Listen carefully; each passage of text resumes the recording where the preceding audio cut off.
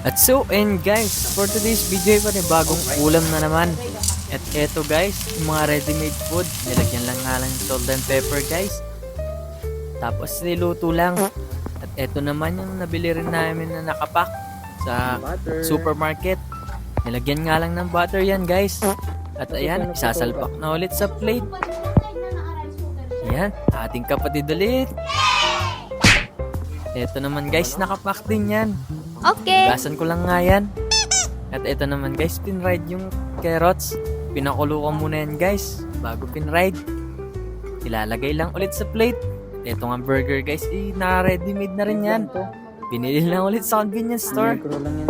Ginawa lang yun guys, minicro lang. Tapos mga 2 minutes siguro guys, luto na yan. At isasalpak na lang ulit sa plate. Ayun guys, sauce na. At eto nga ring sauce guys, yung microwave lang. Naka-ready made na rin pala binili yan guys. Halos lahat ready made guys. All set na lahat.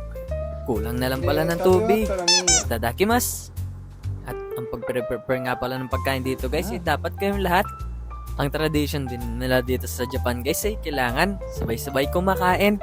At bago ka kumain sasabihin mo ang itadakimasu.